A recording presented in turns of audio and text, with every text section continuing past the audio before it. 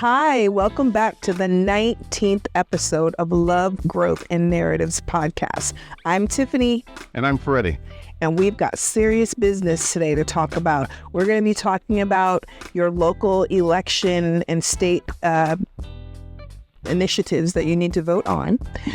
We're talking from California, so we're going to be talking about specifically California propositions, but this applies to everyone everywhere across the country. And by the end of the podcast, we are going to provide you with some websites to go to so that you can do this work where you are.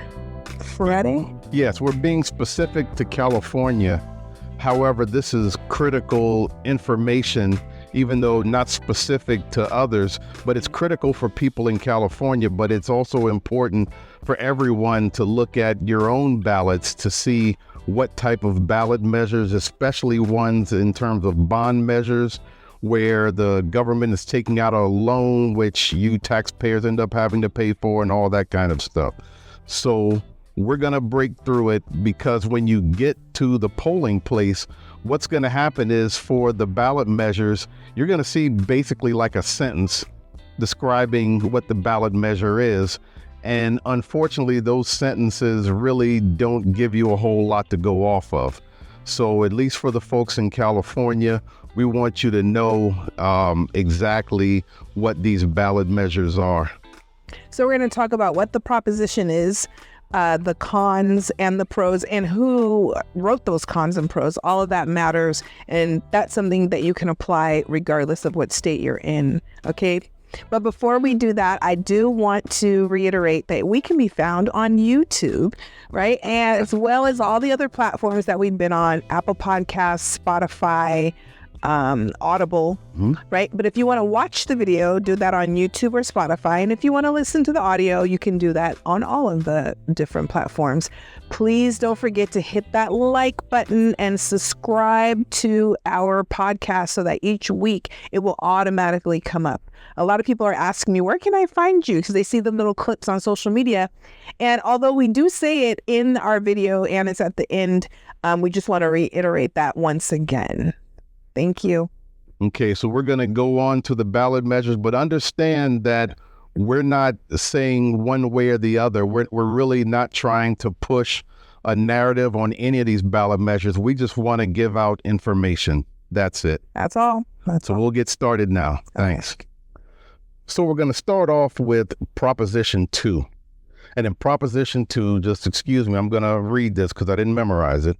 Authorizes $10 billion in general obligation funds for repair, upgrade, and construction of facilities at K-12 public schools, including charter schools, community colleges, and career technical education programs, including for improvement of health and safety conditions and classroom upgrades.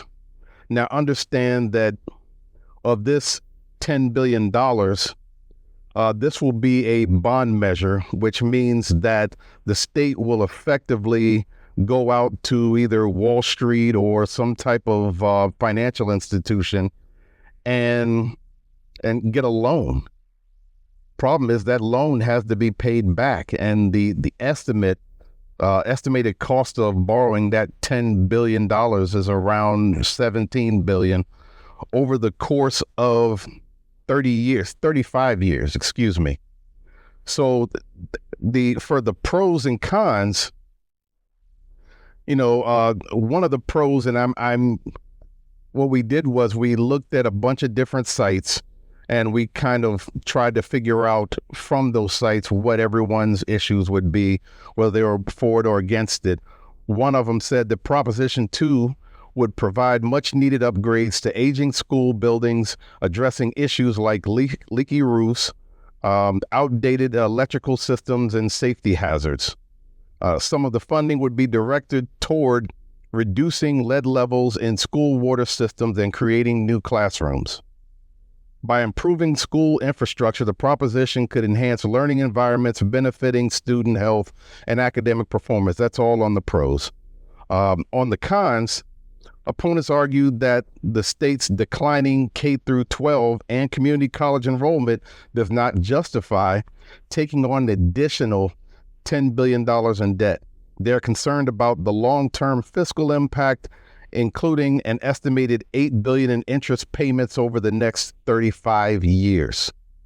Now, also understand with that, those payments, according to the ballot measure, would be about an extra $500 million per year that the legislature would have to figure out how to stick into the budget. Now, even though they say there's no new taxes, you'd have to figure out how you're going to do that without raising taxes, especially when California is in a huge deficit as it is. So just understand that. Tiffany, what do you think about this so far?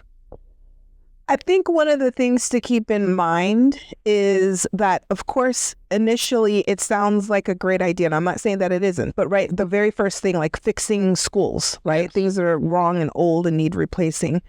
What I think that we tend to not do is to really understand the cons of that, which you're like, what could be the cons of that, right? Like you're thinking, okay, kids are going to get, maybe there's going to get air conditioning. There's schools without air conditioning and so on and so forth, right?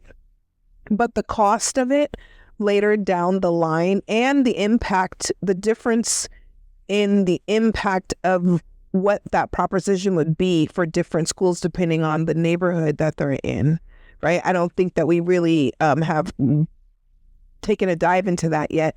But because these funds need to be matched by the district. Yes. And that's areas, something I forgot to talk about. Right. In areas where families kick in a lot of money, they're going to be able to match a lot more. Yes. And so they're going to get a lot more. And it's not that it should be a competition, but keeping in mind in an area where there aren't those extra funds. Yes.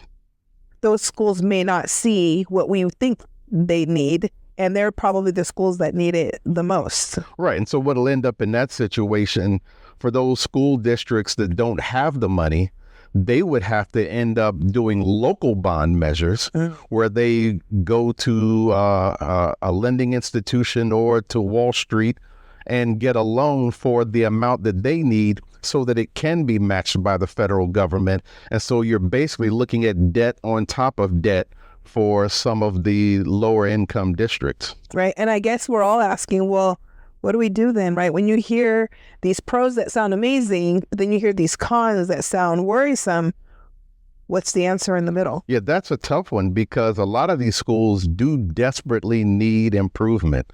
I know this summer, you know, with some of the 100-degree temperatures, there were some schools that didn't open up because it was too hot, or other schools that they stayed open and the kids just suffered. Right. And so it is important that they get those needed improvements. And of course, you know, drinking water and all of that kind of stuff is critical. However, you also have to look at the fact that you're saddling the state with a $500 million bill every single year. Right. And so it's really a tough one. And those schools that need it the most, even though they may go out and get those loans, still may not be able to match those funds. So a lot of times you'll see that schools that get extra money from the state because of the area they're in or how they're performing, even though they get that extra money, schools that get the extra money from families tend to still have more upgrades and more things. Yes. So I don't know how to make that equitable. Yeah. But it's definitely something that people need to consider when they are voting on this measure. Yeah, I mean, being honest, even if I were to take a position, I have a hard time doing so because I do believe that these schools need it, but then you also think about the debt that comes afterwards. And so it's really a difficult situation. Right, exactly. So now we're going to move on to Proposition 3, where it talks about something having to do with marriage. Tiffany? Okay, and we're about to get married. So, Prop 3 amends California Constitution to recognize fundamental right to marry regardless of sex or race. Removes language in California Constitution stating that marriage is only between a man and a woman. And one thing I didn't realize that it's going to remove that zombie law from 2008 where Californians voted against same-sex marriages. Yes. But because the Supreme Court says that it's, acceptable. 2015. Right, in 2015, they're able to do that. I didn't even know that that was still on the books, the 2008 law. So, right. Yeah. Yeah, and that's why they call it a zombie law, because it can't be enforced. Mm-hmm. And so the pros of this says this would only serve people who are pro this measure. This would only serve to update the state constitution in line with existing federal laws. This would also ensure no further discrimination for same-sex couples trying to get married. The cons, it says this would override all laws on marriage, and there is a fear that it may lead to legalization of polygamy, child marriages, and incest, which is a slippery slope. You want to talk more about that? Yeah, I mean, the slippery slope argument, and you can use that for anything, basically saying, well, they started doing this, and they're just going to kind of inch their way towards where marriage could be for anybody, where, a man can marry a goat if he wants to. And, and so you have to ask yourself, do you honestly believe that the laws would actually keep going in that type of direction? That's something that you just have to consider. Right, because there are laws that talk about how old you need to be to get married. But yes. The concern is that, well, if we change this, then it'll change that. Right. And so I think that's a certain group that probably is concerned that there's no end to, yes. Yes. When there's a change, that it's going to go all the way to, I don't know, Yeah. Where it'll get pretty weird. Yes. Yes. So it says the other con, they're saying this type of rule opens up marriage for whomever may threaten the civil rights of children. So of course we don't want it, that to happen. Right. But as you stated, we just need to be open-minded that, this right. probably not going to happen. It's not an issue.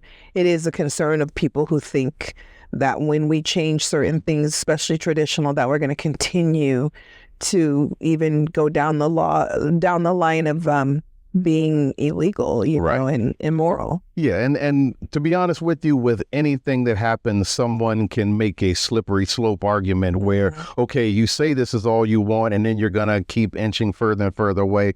So you have to decide for yourself where if you feel like this is just, do you also feel like it'll stop here, or do you feel like it'll keep going? That's really what you got to think about in that situation. Right. Okay. So we want to move on to Prop 4? Yes. Okay. Me or you? Prop 4. So authorizes $10 billion in general obligation bonds for water, wildfire prevention, and protection of communities and lands. And this requires annual audits. Around 1 million Californians don't have clean drinking water, which is crazy just to think about that. Right. We shouldn't even have to be voting on that. It should be given. Like everyone should have the basic things that they need in life. Drinking water. Right. Yes. Yeah. Claims to give priority to low-income communities. I read through it a little bit. I'm not quite sure how exactly they're going to do that, but that's kind of the aim for it. About 15% of this amount has been from bonds. Over the past decade, the state has spent an average of about $13 billion each year on natural resources and climate activities. About 15% of this amount has been from bonds. So here we go back to the bond situation where the government is taking out loans because of deficits, and which really just increases the deficit. And it doesn't mean it's a bad idea, but you have to understand that you are digging a deeper hole. So the state still has a few $1 billion remaining from prior natural resources and climate bonds that have not yet been committed for specific activities. So there may be more money already to do some of this stuff. Do we want to take out another bond? At least 40% of bond money must be used for activities that directly benefit communities that have lower incomes or are more vulnerable to the impacts of climate change. So that's good for that 40%. Now, who knows what will happen to the other 60%? Right. For the pros, they say to clean up and protect California's drinking water supplies in all regions of California and remove toxic pollutants from our drinking water, addressing infrastructure risks like weakened dams and levees, increasing supplies. It will invest in projects to prevent wildfires as well as reduce their intensity when they do occur. This measure helps shift from disaster response to prevention. That's what they're trying to say. Mm-hmm. From the cons standpoint, they're saying bonds are borrowed money that must be paid back with interest no matter what the state must cut to do it.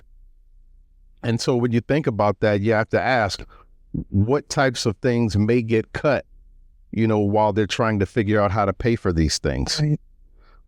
At the start of the year, California already had over $78 billion worth of bond debt. Wow.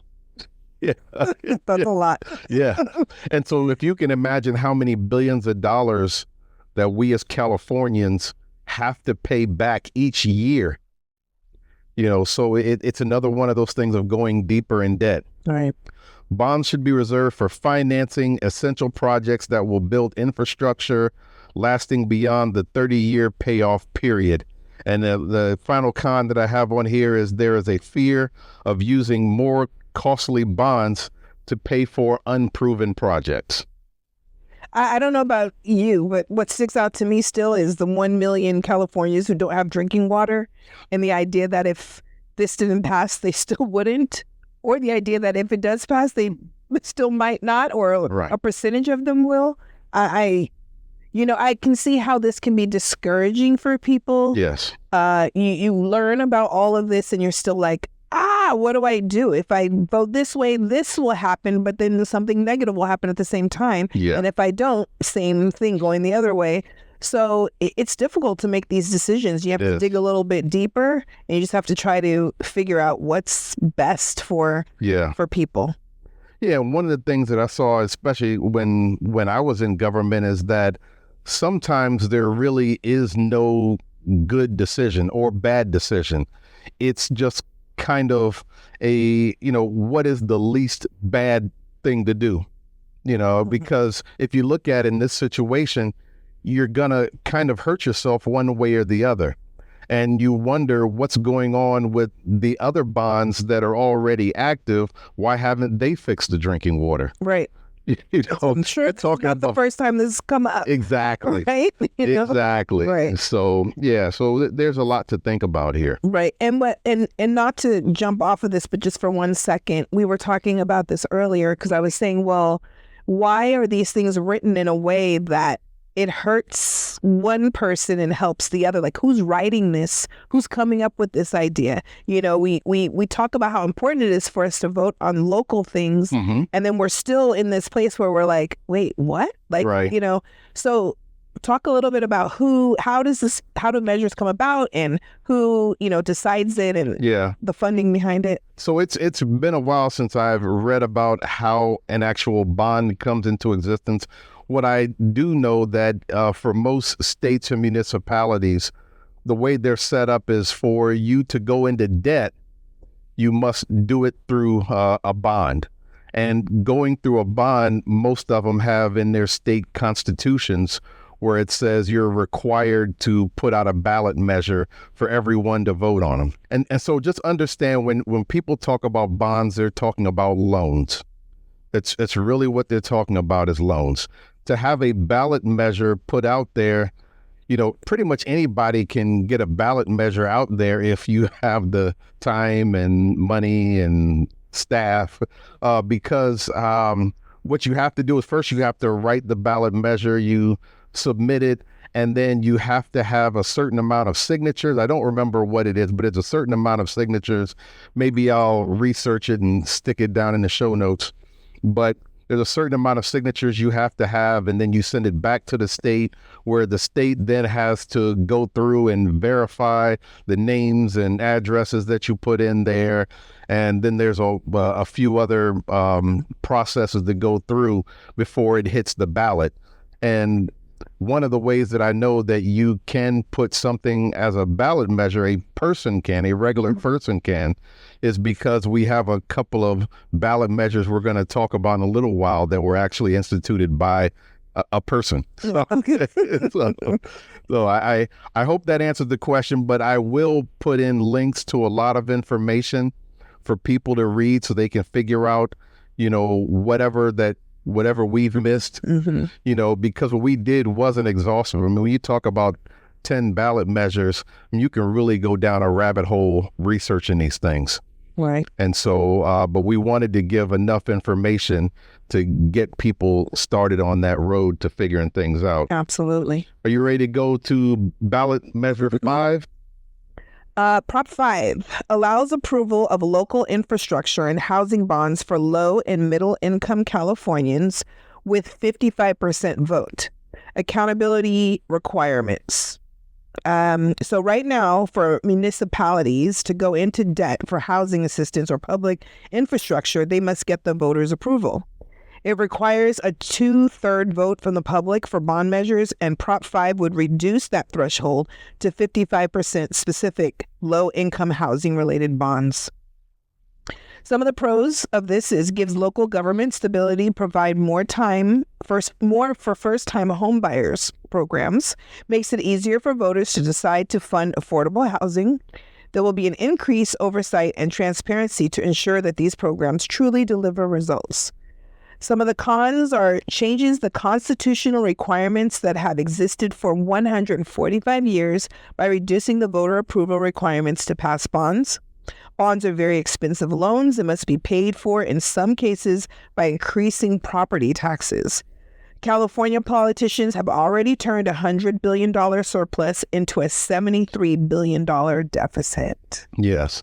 Now, just understand one of the things that you said about this bond measure is that this is specifically for low-income housing. Mm-hmm. So it's not a bond measure for it. So the threshold of 2/3 of voters is still there for all the other bonds. Mm-hmm. This is only for these specific types of bonds where they want to lower the threshold to 55%. So the property taxes would increase for everyone, though, right? Even though it would be supporting low-income people getting homes. Well, it can.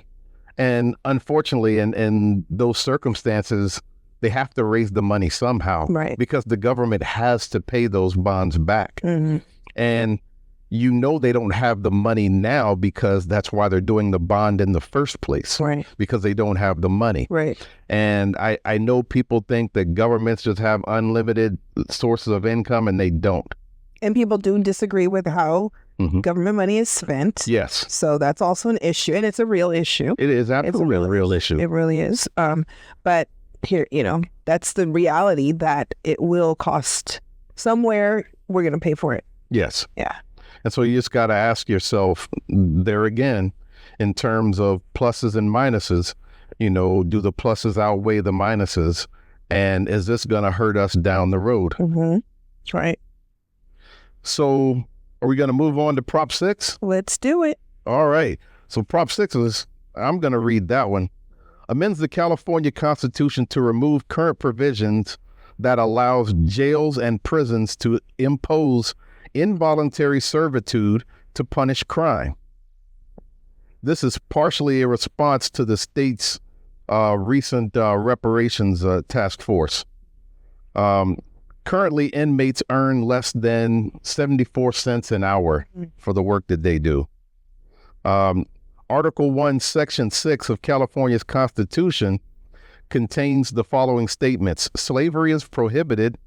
Involuntary servitude is prohibited except to punish crime. The correction for this proposition, what they want to be the correction is the Department of Corrections and Rehabilitation shall not discipline any incarcerated person for refusing a work assignment. Now, when we talk about that, they won't punish them for refusing a work assignment, so they won't do the stick, but the carrot will still be there to keep them wanting to work. And that carrot can be the little bit of money they can make. It can be time off their sentence if they've been a good worker or or the chance to get time off their sentence if they've been a good worker and things of that nature, as well as maybe in some circumstances, some type of job education or on-the-job training. Okay. So what do you think about this? I struggle with the idea of, I believe that, when you go to jail or prison, that you should be rehabilitated, because unless you have a life sentence, you're going to come back out. Yes. Right. And we know the risk of repeated offenders and all of this. So if we prepare them there, I think there should be some kind I know that's not what the measure is talking about, but I think there should be, yes, first of all, you cleared up the kind of work they do, because I wasn't sure what they were doing. I'm like, are they making clothes? Like, what I mean? Is this a Shein situation? No. It can be. Okay. So if it's something where they're cleaning up inside, like what you talked about before, that might be different, right? It's like where they're at, picking up trash, doing laundry, cooking, whatever, those things. But I also think in turn, we should be preparing them for their release, like giving them some type of education or training them in something, definitely therapy. Yes. I don't think it's fair to them or to the people when they come out, right? If they haven't been, rehabilitated, because they're going to come back out and probably do some of the same things again. And so that hurts everybody. Yeah, unfortunately, these days prisons are set up for decapitation, basically, which means just removal from society. And if they happen to learn something great, but unfortunately, a lot of prisons don't place a premium on really rehabilitating and preparing them for the outside. Now, the question becomes, if in California, they're paying around $100,000 a year per prisoner to house them. Wow. Is it wrong to demand a certain amount of work, to say, hey, you're going to clean up, you're going to work in the laundry, you're going to help prepare food for the fellow prisoners?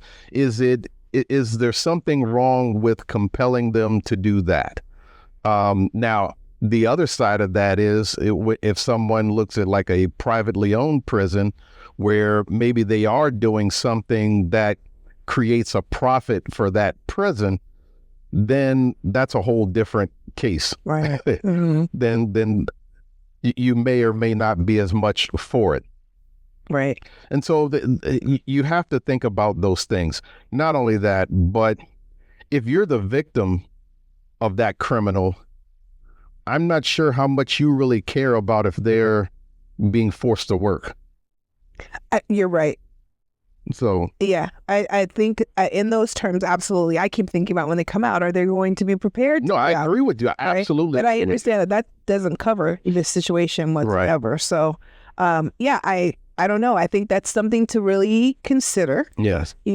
And making sure we're still, treating people humanely. Yeah. Even though I know these people may not have treated someone humanely. Right. We don't want to continue that line of thinking, because they're going to come out and do it again. And then what are we teaching people? Yeah. And there wasn't any real opposition that was that I could find publicized. Mm-hmm. So you really just kind of have to figure out, where you land on this, and just understand that they're removing the stick, but not the carrot. So they'll still try to influence the prisoners to work, but they will, under this, they could no longer compel them to work. Okay. I just want to take a moment to clarify that we are not putting our personal opinions of what, how you should vote, how you should think.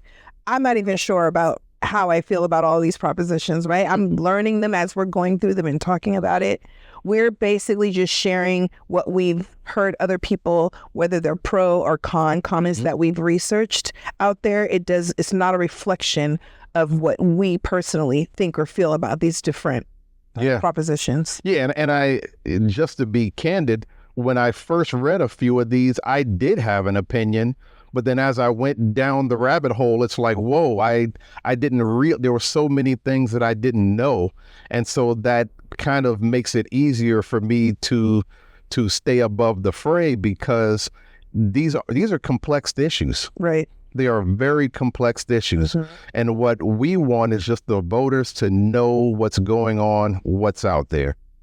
And, like I said, we'll post the sites that we got, as well as YouTube channels that we got a lot of our information from.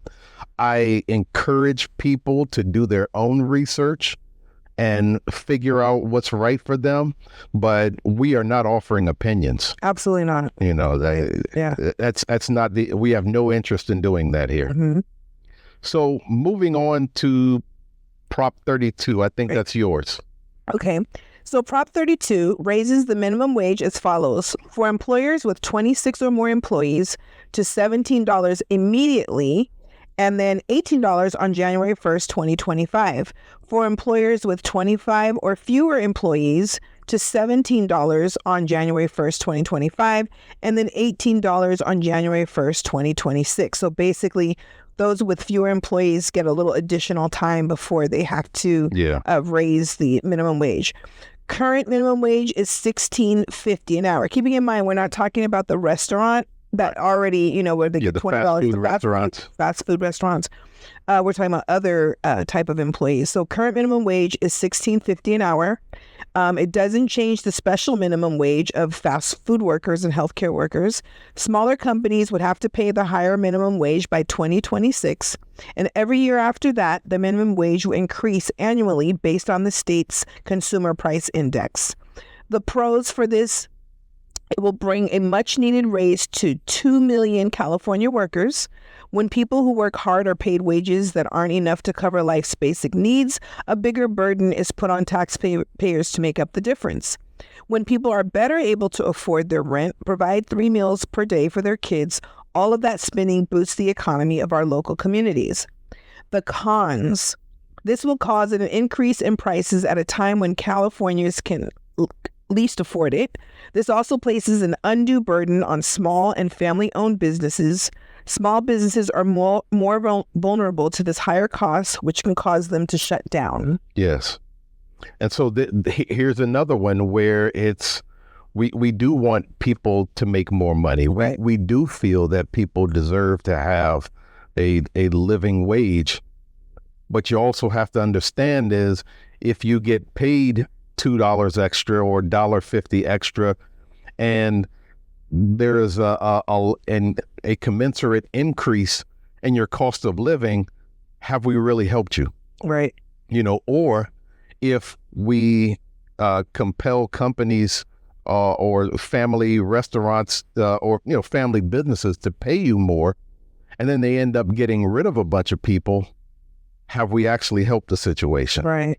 So that's really a hard one, because we do need to do better in terms of making sure that people are paid what they're worth and people are paid a living wage. But we have to figure out how to do that. Right. And this is one way to do that. And so people have to figure out for themselves whether this works for them or not. Exactly. And then maybe we need another ballot measure to help correct the problem that comes about depending on the outcome of that proposition. But just understand with this, it's not just one increase.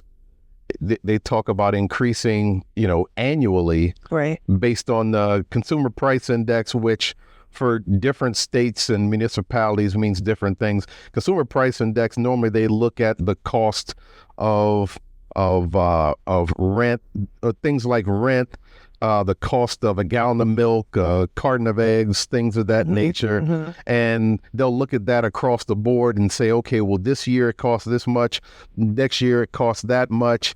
And so since the index went up, we're going to have a little bit of a hike in the minimum wage. And so this is not a static thing. This is really fluid. So just people need to understand that. Right. Yeah. Make their decision best you can. Absolutely. So are we ready for Prop 33? Yes, we are. Prop 33 repeals Costa-Hawkins Rental Housing Act of 1995, which currently prohibits local ordinances limiting initial residential rental rates for new tenants or rent increases for existing tenants in certain residential properties. Under Costa-Hawkins, governments can impose rent control on single-family homes, housing built after 1995, or the prices for new renters. Similar ballot measures have failed in 2018 and 2020. In addition to local rent control laws, a state law prevents most landlords from increasing a tenant's rent by more than 5% plus inflation, up to a total of 10% in a year. Some of the pros: we need to protect tenants from rent increases that are higher than their pay increases, which is right. yeah. We need to protect seniors, single parents, low-wage workers, and veterans choosing between paying rent and putting food on the table. The skyrocketing cost of rent in California has forced many residents to leave the state, which has helped bring a deeper deficit. Some of the cons: this may take away basic protections for homeowners and allows bureaucrats and politicians and regulators to tell single-family homeowners how much they can charge to rent out a single room. This will make California's housing crisis significantly worse by reducing the construction of new affordable housing. And there is evidence that this proposition was written and sponsored by prominent Michael Weinstein, who's the CEO of the AIDS Healthcare Foundation. The LA Times has described him as a slumlord who has been cited for many health and safety violations over the years. Now, understand that Michael Weinstein of the AHF is going to be talked about in the next couple of ballot measures as well. Mm-hmm. But the interesting thing about this in terms of rent control, I mean, what's your general thoughts on rent control? I mean, I think there should be a cap of how much landlords can raise it each year. Of course, I always think there should be a little bit more to some of these conversations, like, have there been repairs, Yes. So, like, I'm thinking in my own family where, my mom's lived there a really long time and there hasn't been hardly any upgrades, but the rent has increased. So I do think there should be a cap. I think that'll be helpful to people. But we also need to look at some other pieces in there that probably are not in this. And are those landlords paying higher property taxes and other things, like where you talked about in terms of repairs and improvements? Do they have the right to recoup some of that? Or, how does that all work? Right. So that's really a tough one. Mm-hmm. So you want to move on to Prop 34? Sure. Prop 34 requires certain providers to spend 98% of revenues from federal discount prescription drug program on direct patient care. Authorizes statewide negotiation of Medi-Cal drug prices. Medi-Cal pays for prescription drugs for low-income people. The healthcare providers this proposition speaks of are public and private nonprofits that focus on serving low-income people. These providers acquire drugs through the federal drug discount program, but they charge private health plans more than the cost to provide the drugs. They're also generally exempt from paying taxes on their revenue. Federal and state law generally do not restrict how these providers spend their profits from the federal drug discounts. Some of the pros: this will drastically cut the cost of prescription drugs for Medi-Cal patients by permanently authorizing the state of California to negotiate low Medi-Cal prescription drug costs. Prop 34 will drastically cut the cost of prescription drugs for Medi-Cal patients by permanently authorizing the state of California to negotiate low Medi-Cal prescription drug costs. This will stop the corporations that are making billions of dollars off of taxpayers from buying housing projects that are run like slums. Some of the cons: The only purpose of this proposition is to prevent the AIDS Healthcare Foundation from promoting rent control. AHF, the AIDS Healthcare Foundation, is the largest AIDS organization in the world with 2 million lives in care in 47 countries across the globe. It seeks... This is their quote, by the way. Okay, that's right. It's their quote. Okay. It seeks to weaponize the initiative process by allowing powerful interests to target a single organization to punish and shut them up. Yeah, it's interesting. So we talked about Michael Weinstein, and from all I've read and through the LA Times, through California Insider, through so many different organizations talking about this, all of them are saying that Proposition 34 is a response to Proposition 33. Okay. Or the gentleman who's involved in Proposition 33, or Michael Weinstein of AHF. Mm-hmm. And what they're saying is that what they allege is that the AHF is taking profits from the prescription drugs that they're distributing and using it to build housing that they don't take care of, Okay. and are becoming slumlords. Now, I haven't independently verified this, but that is what it seems like it was a response to AHF. And so I can't help but to be bothered that we're having these arguments and the voters have to decide winners and losers. I think there's got to be a better way to do this. Right. I don't know the answer, but this is the information. This is what's on the ballot. So, Yes. yeah. Yeah. And so, yeah, I mean, this is the reality. And unfortunately, this next one, Proposition 35, doesn't get any better. Is that one on me? I think it is. Yes. Proposition 35 makes permanent the existing tax on managed health care insurance plans, which, if approved by the federal government, provides revenues to pay for Medi-Cal health care services. 1/3 of Californians get their health care from Medi-Cal. Fewer and fewer doctors are accepting Medi-Cal because of the state's slow rate of increase of payments. Mm-hmm.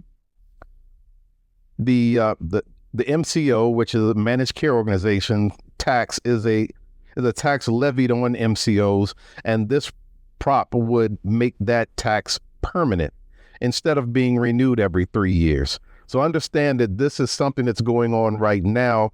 They're trying to make something permanent that has to be renewed every 3 years.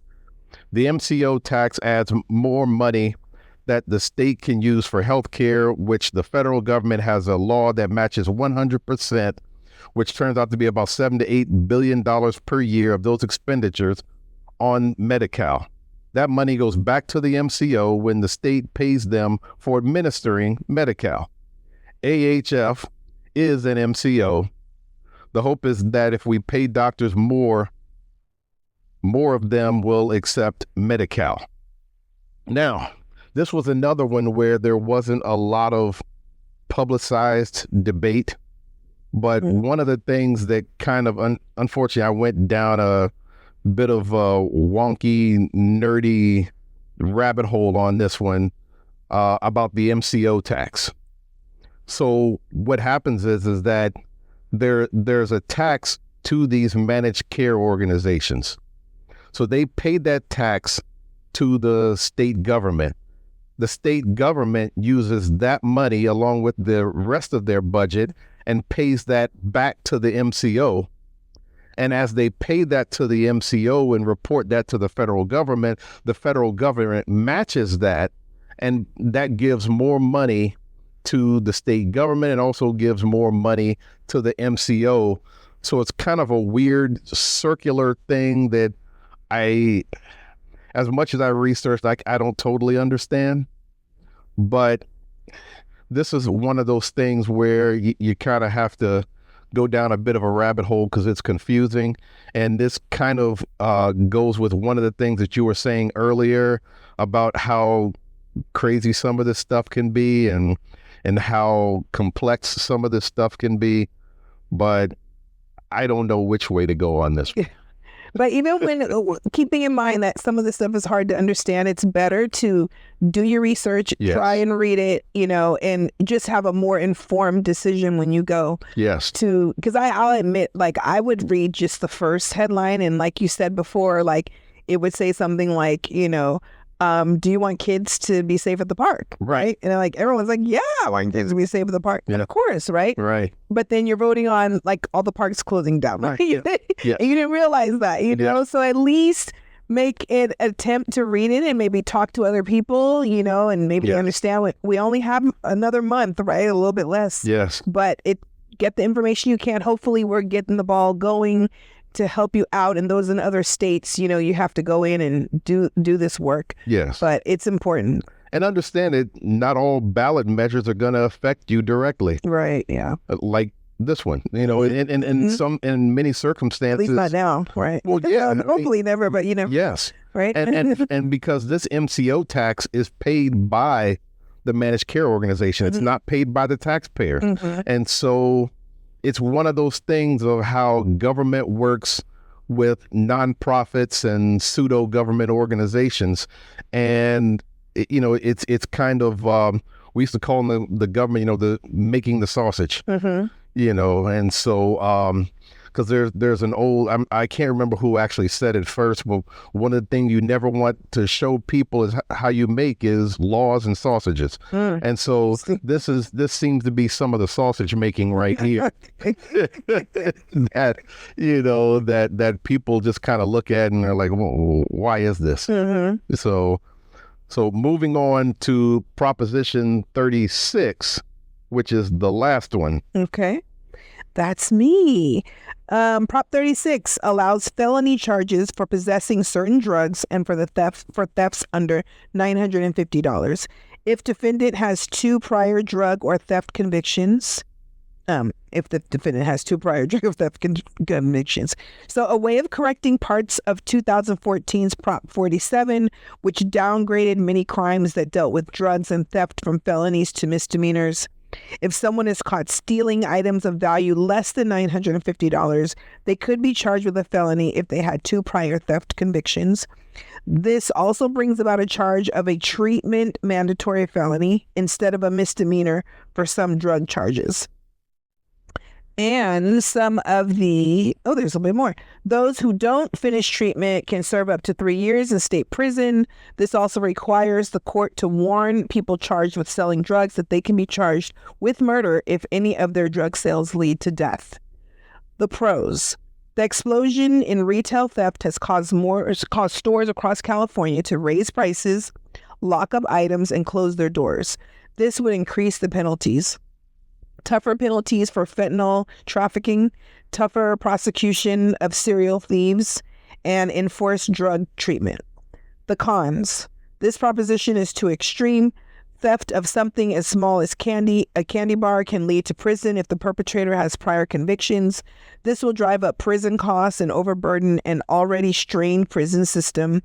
This will strip millions away from dedicated funding that is spent on rehabilitation, and services for crime victims, and it will expand the state prison budget instead. This will take money from public safety, victims, and treatment programs that stop repeat offending. This is a very tough one and a very impactful one. And one of the things that we were talking about when we were talking about this earlier was, because this is a response to Prop 47 from 2014, is this a situation where we went way too far in one direction and now we're going to go way too far in the other direction? And so we have to ask ourselves the question, is there a way to do this in a moderate way, or do we really need to, how far down the road are we going to this? And 10 years from now, are we going to say, whoa, we went too far? That's probably going to happen back and forth. Yeah. For a lot of things that we vote on. Yes. But I know right now, like, people are fed up with all the crime and having to, ring a buzzer to get soap, So I don't know what the answer is, but I know people are fed up with the crime that's happening. And I didn't realize it's been 10 years since Prop 47 and that. So it's been over a 10-year course that we've been getting to the point that we're at right now. Yeah. And, maybe as these laws and ballot measures are passed, what needs to happen is just adjustments here and there, because maybe Prop 47 was a great idea and it just needed some adjustments. And maybe if some of those adjustments were made, we wouldn't be in this circumstance right now. But is this one of these things where we're going to go all the way back to what we didn't want in 2014? So that's just some of the things to think about. Right. Because then we'll be complaining about how much it costs to, add all of these prisoners. Yes. When there's no prevention piece, I don't think, in there. I'd like to see more prevention. I don't know what that looks like, but I think that would be helpful, so that in 10 years we're not trying to reevaluate this again. Yeah. But here we are. This is what we need to vote on. And I know a lot of people are out there angry, and I myself, I don't feel as safe as I felt, previously. So I do understand that this is something we need to think about very carefully. And I would honestly challenge a lot of Californians. I wasn't here 10 years ago, but I challenge Californians to actually go back in their mind to 2014 and think about how they were feeling and what led to Prop 47 in the first place. And is this just a correction? Do you feel like this is a correction? Do you feel like this is an overcorrection? And kind of go from there, because if 2014 was so bad that you had Prop 47, do you want to totally reverse it, or do you want to make more measured improvements or changes and things of that nature? Do you want to go from we don't lock up anybody back to where we lock up everybody? It's So, and I'm sure that's even if you feel like, no, I don't want to go back to locking up everyone, but I want to see the crime cleaned up. Yes. So if you vote, this doesn't pass, you're like, how long is it going to take if it took 10 years for us to figure this out, like that we needed something a little stronger, we're hoping that we're not going to take that long again to fix a problem. So, keep all that in mind. Yeah, but people here in California, which I live here now, and there's a legitimate reason to want change. Right. The question is, what type of change, how much of it, and are we going to go back to something we didn't like? So it's really about trying to figure that out. Absolutely. But I'm really glad that we were able to go through these ballot measures. I know it at times was a little wonky, a little quirky, but these things are very complex. They're really not that simple, and that's why I encourage everyone to go beyond just the headline, just the little excerpt about it, because these are very complex. And I think, and especially like even in my home state of Maryland, we time after time put ourselves in some pretty bad predicaments because we didn't read what's going on. And but I also have empathy for Californians, because we're all busy. Right. We got a million things to do. Right. And expect someone to sit down and read these things, it's very difficult. But if you don't, you end up with what you've had for the longest time. Right. So what I would want people to walk away, we did this because it also helped us go through it. It's not like we've been doing this work, So we're happy to have done this work and to be able to share it with you. But I want people to keep in mind that, first of all, go vote. Yes. Right? Don't not vote on anything, because then for sure your voice isn't heard. Yes. And then when you do go vote, like, you have some time to get yourself familiar with these propositions, with the different propositions across the country. Yes. And just walk in with better than if you didn't. Yes. You might still be a little confused. You're still not sure, but maybe on a few more of them, you have a better understanding. And the more that you read up on this, and the more that we get a little more involved, the more we're going to be able to change things, hopefully for the better for most people. Yes. And there are a lot of websites out there that are nonpartisan, that put the information out there for you to weigh what works for you. California Insider is one that I like. They're mainly on YouTube, but they do have a website. There's another one. LA Forward is another one. There's a bunch of them out there. Like I said, I'll list them. I'll list the ones that I've used. But it's also critical to find out who your representatives are. A lot of people know who they want for president and vice president, but don't even know who their local officials are. Right. So if you're in California and you don't know who your local officials are, you can go to findyourrep.legislature.ca.gov. We will have the link down in the show notes. You just put in your address and it'll tell you who all your state representatives are. There's another one for the city of Los Angeles, and you can find out who your representatives are for the city. And then Tiffany asked me, she was like, that's great. Can you find out how people who don't live in California? And I was like, come on, seriously, you really think there's a website that someone could go on and find out ballot measures and who their representatives are all over the country? Really? Somebody sat there and did that? Well, somebody did sit there and that's why I'm marrying the smarter person, because there's like the National Conference of State Legislatures, which is at ncsl.org, along with another one called Ballotpedia, and another one, Open Secrets. And you can go to these sites and just, you can go by state. It'll tell you all the ballot measures. It'll tell you everything that's on there. It's just awesome. Yeah. So I encourage everyone to just get, you don't have to go down the rabbit hole that we did, but just get a little bit smarter about what's going on in your community. Absolutely. Be a part of the decision making. Yes. Otherwise, someone's going to make the decision for you. Absolutely. Before we close, I have to give a shout out to my cousin Jeff, who hooked us up with these beautiful shirts, Love, Growth, and Narratives. You see it? Yeah. We wore them also last week as well, but I wanted to shout out to Jeff. I put a link in last week's. I'm going to put a link in this one to his website for anyone who wants to get their shirts done. And he does very good work.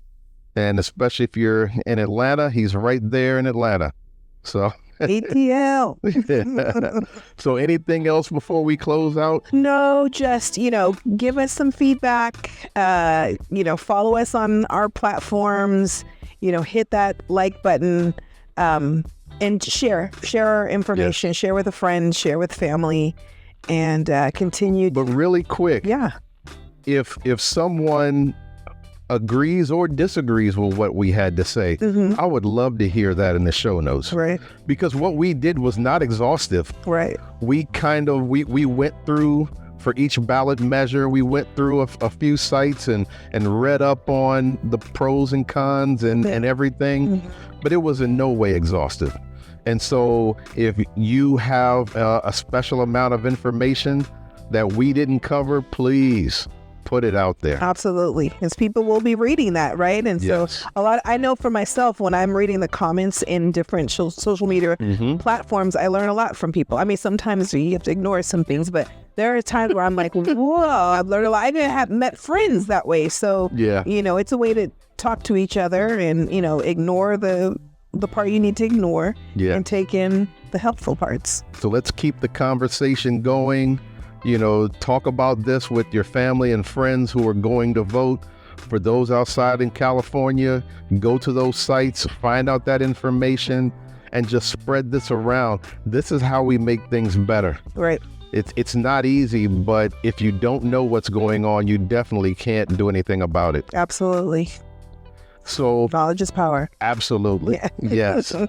So for Love, Growth, and Narratives, I'm Freddie. And I'm Tiffany. Thank you so much for dealing with our reading and going through all of this information. Thank you so much. Take care. Thank you. Bye-bye.